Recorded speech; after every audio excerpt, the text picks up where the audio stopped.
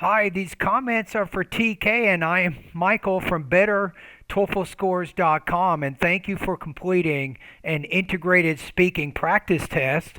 And I'm getting ready to listen to, evaluate, and score that particular practice test. So I have the rubrics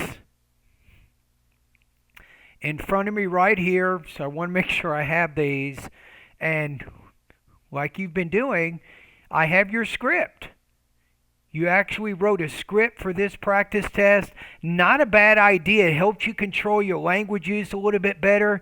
Then pretty soon everything is automatic and you no longer need that script anymore. Right? So I'm going to listen to your practice test momentarily.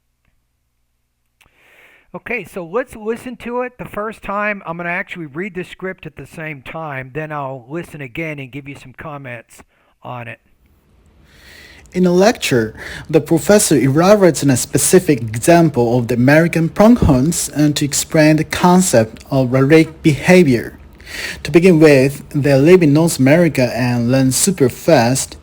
Subsequently, no predators can catch up with them. Long time ago, say more than 10,000 years ago, their habitats were different in that their predators, lions, were chasing them. They had to run away very quickly from lions. However, after lions went extinct, they did not need to run fast any longer. To sum up, this is the perfect example of relict behavior, which was once useful for survival, and that disappeared many times ago and no longer serves a clear purpose. Okay, so I would say that disappeared many years ago, not many times ago. So I think that's a word choice issue you want to be careful about. My estimation right now, based on what you just did, let's look at the rubrics here. Yeah, I'm going to say between 3.0 and 3.5. So I'm going to put your score, I'm going to say 23 to 25 points out of 30. It might not get 26. Let's listen to it one more time. In a lecture, the professor elaborates on a specific example of the American pronghorns and to explain the concept of relict behavior. You just want to say to explain the concept of relic behavior, right?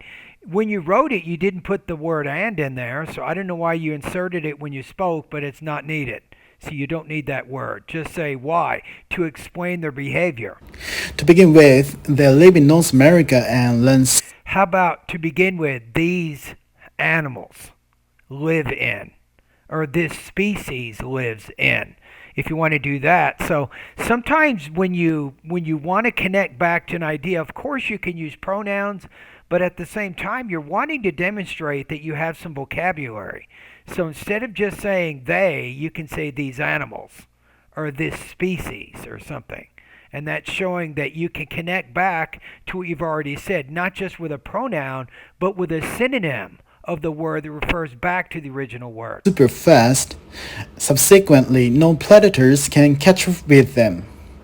Long time ago, say more than 10,000. And I would put a long time ago, according to the professor, right? So put that voice marker in there to remind us that this is a summary. Years ago, their habitats were different in that their predators, lions, were chasing them.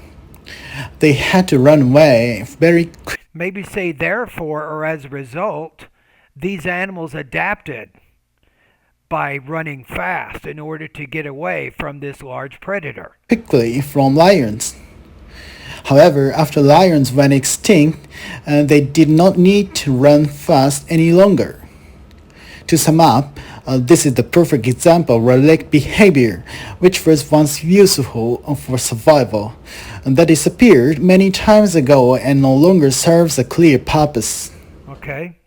So the animals learn to adapt, right? But even though that predator is dead, they still have this biological adaptation. So So you tied it in at the end, so that's good. I think your organization is pretty good. You had some minor language use issues and some delivery issues. You're still working.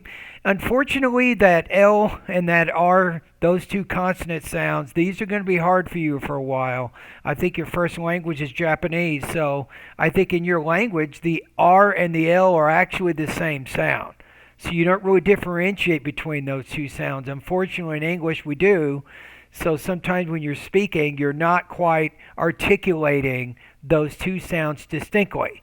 So I can understand the difference between elaborate or some other word you might be saying. All right, thank you for doing this practice test.